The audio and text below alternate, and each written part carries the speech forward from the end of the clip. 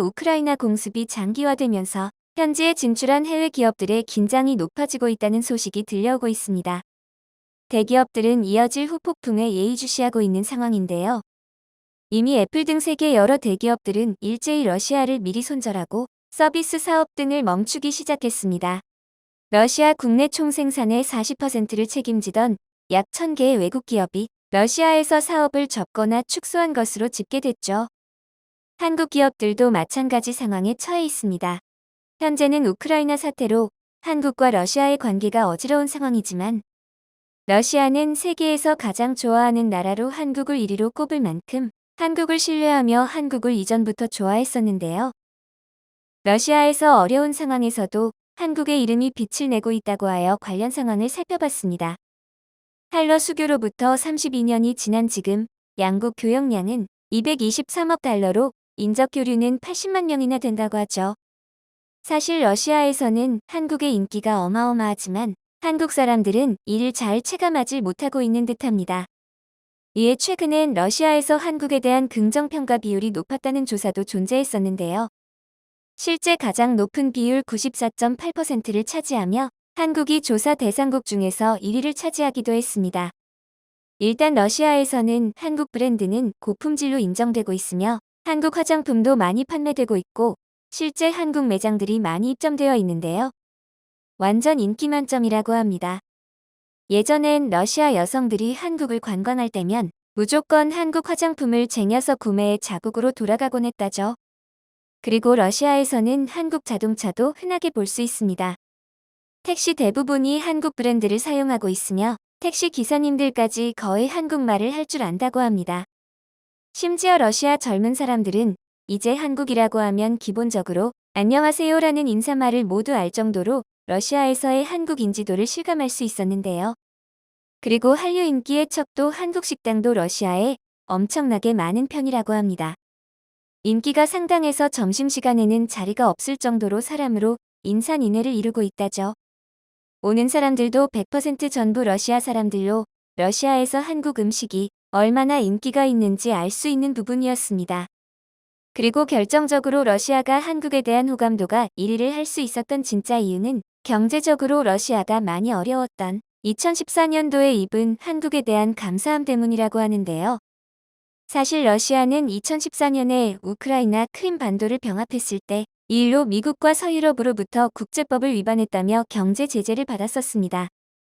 당시 환율은 폭등하고 루블 가치는 완전 폭락했었죠. 또한 미국은 한국 정부에게 러시아 제재에 동참할 것을 요청했지만 한국은 비핵화를 위한 육자회담 당사국이 모여있는 동북아시아의 특수 상황을 설명한 뒤 동참을 하지 않았습니다. 러시아 정부와 기업은 이를 굉장히 고맙게 여겼습니다.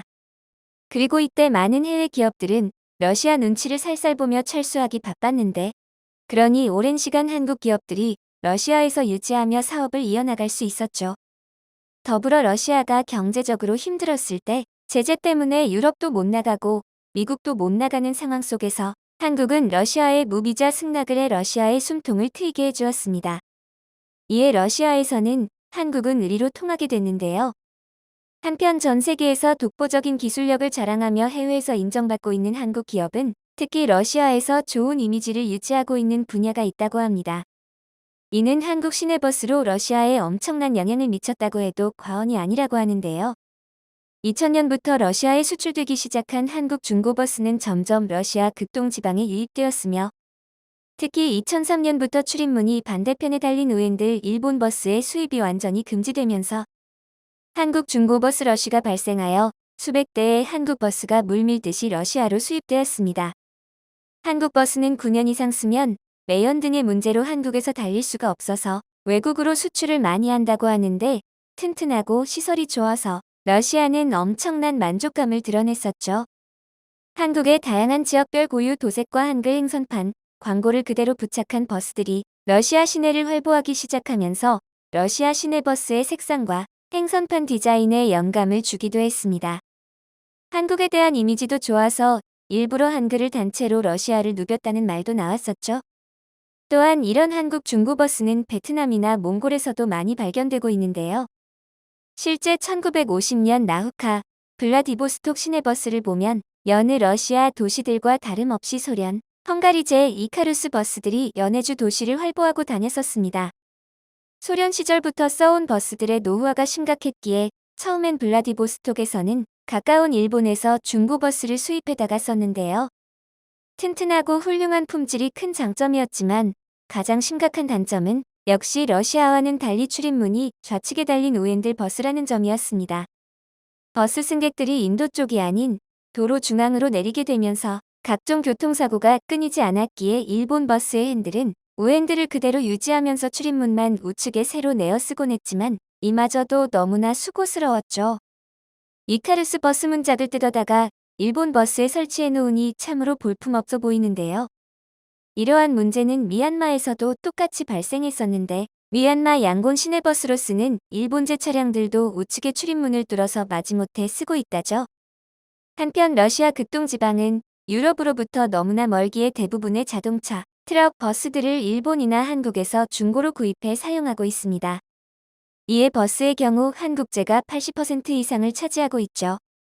한국 버스들은 러시아와 같은 우측 통행용 좌핸들 버스이며 추운 기온과 장거리 주행에도 끄떡없는 훌륭한 품질과 정비성이 점점 입소문이 나기 시작하면서 순식간에 블라디보스톡을 비롯한 극동 도시들에는 한국 버스들이 급속도로 늘어나게 됐습니다.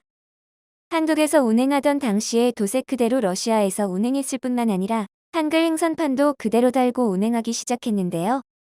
그러면서 한국 중고버스의 수입은 러시아 버스 회사들에게도 큰 영감을 주게 되었습니다. 원래 블라디보스톡에서는 다른 러시아 도시들과 다를 바 없이 작고 시한성 안 좋은 판때기형 행선판을 사용했었습니다. 물론 당연히 불편하기 이루 말할 짝이 없고 눈 나쁜 사람과 노약자에게는 최악의 디자인이었죠.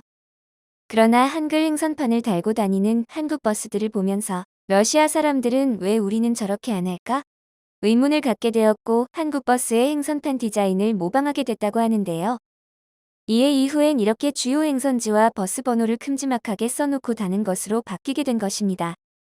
2007년 처음 등장한 이 행선판은 엄청난 호응을 얻으면서 요즘 대부분 블라디보스톡 시내 버스들은 저렇게 큼지막한 행선판을 씁니다. 우리나라에서는 당연한 거지만 러시아에서는 50년간 이어져온 판때기 행선판을 퇴출하고 이용자 중심의 버스로서 도약하는 데에 큰 의미가 있다고 러시아 시민들은 평가했는데요. 이뿐만 아니라 서울 시내버스의 도색 디자인은 러시아 시내버스 도색 디자인의 발전과 영감에도 큰 영향을 미치게 됐습니다. 소련 시절 러시아의 시내버스는 전국이 똑같은 색상, 똑같은 차종을 사용할 정도로 개성이 없었습니다. 버스 색상도 제일 싸고 흔히 구할 수 있는 노란색이나 주황색 페인트를 그냥 올 도색하는 게 전부였죠. 그러나 한국 중고버스에 칠해져 있는 알록달록한 예쁜 도시별 색상은 러시아인들에게 신선한 충격으로 다가왔습니다.